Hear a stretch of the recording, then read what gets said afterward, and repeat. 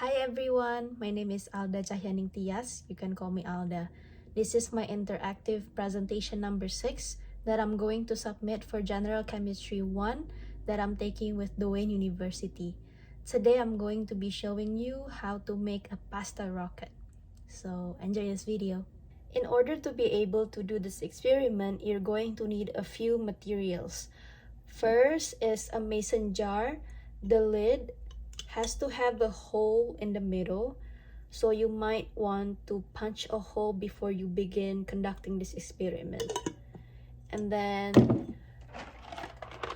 noodle with a hole in the middle. This is a ziti pasta. It's easily found in your local supermarket or mini market. And then this one is active yeast. You're just gonna need a very little amount of this.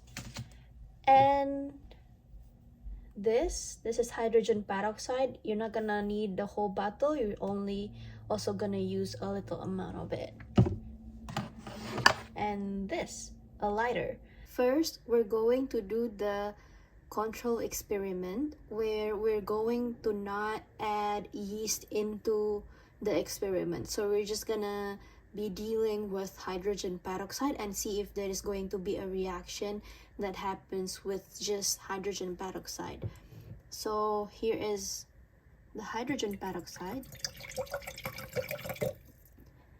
And now we're going to put the lid on top of it.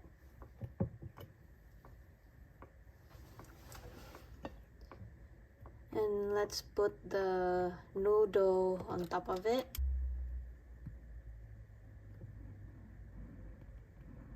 And now, let's see if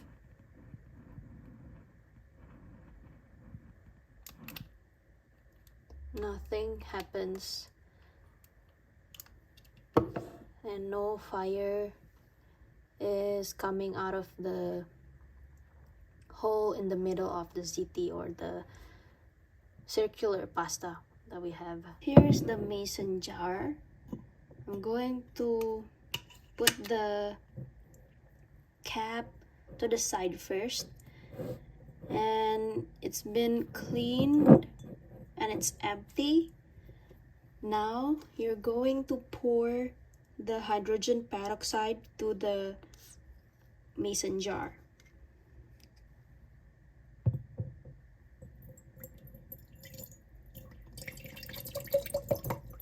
And now we're going to pour the active yeast into the mason jar.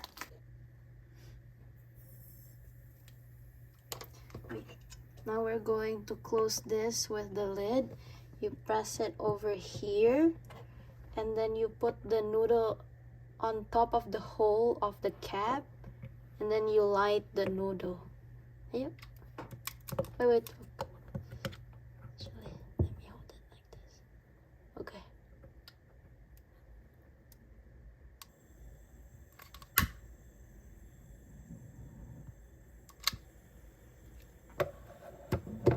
Nah.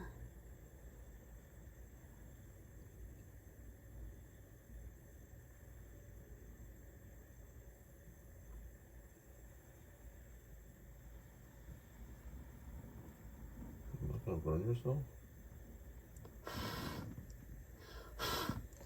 I'm going to explain to you what we just observed from the experiments that we conducted.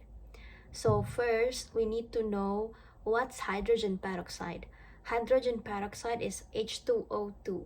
And what happens when hydrogen peroxide is combined or react with yeast is that the hydrogen peroxide decompose into oxygen and water. In this case, the yeast acts as a catalyst of the decomposition. So it doesn't alter the chemical composition of the hydrogen peroxide instead, but it makes the hydrogen peroxide decompose into water and oxygen. The noodle itself acts as a fuel to the combustion that happens after we ignite fire near the area of the noodle. When the hydrogen peroxide decomposes, it produces the oxygen gas.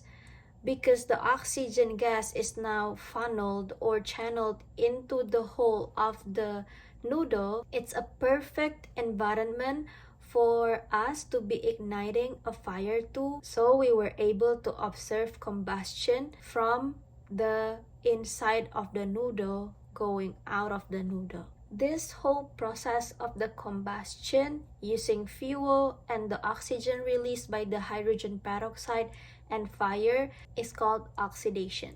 We also conducted a control experiment in this interactive presentation, and as you already observed, we were not able to see any combustion happen when we did not mix hydrogen peroxide with yeast. The reason being, there is no surge of oxygen being released from inside of the mason jar. Although you might argue that in the atmospheric air, there is still oxygen, it's just not enough oxygen concentration for the reaction or the oxidation to happen.